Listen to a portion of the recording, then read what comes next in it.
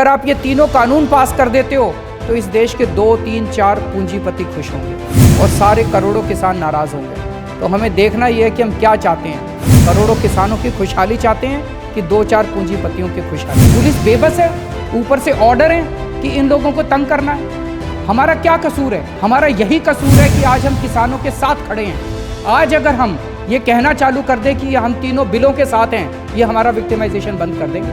लेकिन मैं भी ये कहना चाहता हूँ कि मेरी पूरी पार्टी, एक एक कार्यकर्ता, एक एक विधायक, एक एक मंत्री और मैं खुद, हम अंतिम सांस तक किसानों का साथ देंगे, क्योंकि जिस देश का किसान दुखी है वो देश कभी सुखी नहीं होता। डिप्टी चीफ मिनिस्टर के घर के अंदर 50 गुंडे उनके ड्राइंग रूम के अंदर घुस जाते हैं, कभी सुना है आपने? उसके बाद राघव चड्ढा को जैसे ही हमने पंजाब का प्रभारी डिक्लेयर किया, अगले दिन उसके दफ्तर में, वो वाइस चेयरमैन है दिल्ली जल बोर्ड के, उनके दफ्तर में ये लोग जाके पूरे दफ्तर को तोड़फोड़ करके आते हैं, महिलाओं के ऊपर अटैक करते हैं, स्टाफ के ऊपर अटैक करते हैं। ये किस किस्म की राजनीति है? तो जब ये किसान दिल्ली की तरफ कूच कर रहे थे, इन्होंने हमसे इन स्टेडियम को जेल बनाने की परमिशन मांगी। इन लोगों का पूरा प्लान था कि जब ये किसान दिल्ली पे बॉर्डर पे आ जाएंगे तो इन किसानों को पकड़ के इन स्टेडियम्स के अंदर डाल देंगे, फिर किसान यहाँ 6 महीने रहें, साल भर रहें, वो किसानों को इन स्टेडियम्स के अंदर बंद कर देंगे। कह रहे हो मंडी के बाहर कहीं भी बेच सकता है। अरे मंडी के बाहर तो आधे दाम मिल रहे हैं, मंडी जितने दाम भी नहीं मिल रहे हैं, तो ये तो फायदा नहीं हुआ ना। तो इस कानून का एक भी फायदा नहीं है। वहाँ के उस हाउस के चेयरमैन ने अनाउंस कर दिया पास पास पास पास पास, वोटिंग ही नहीं करवाई।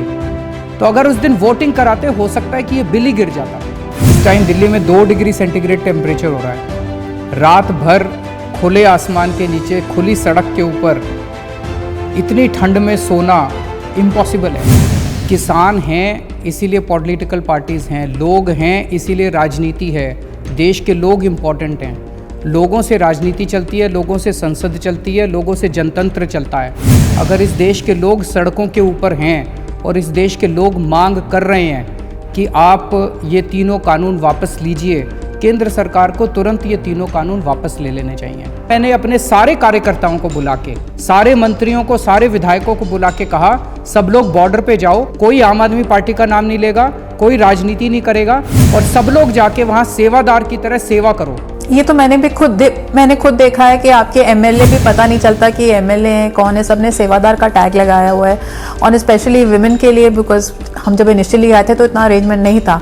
सो ये तो मैंने खुद एक्सपीरियंस किया कि मतलब बड़े चुपचाप तरीके से, बिना किसी क्रेडिट लिए, and which is very difficult for a political worker to do that, and वो बहुत अच्छे तरीके से काम किया जा रहा है। नई किस्म की राजनीति है जब बिना क्रेडिट लिए सारे लोग हमारे शुरू से लगे हुए हैं। इस वजह से ये लोग इतने ज़्यादा नाराज हो गए हमसे, इतने ज़्यादा नाराज हो गए ये लोग कि इन्होंने हमें विक्टिमाइज करना चालू कर दिया।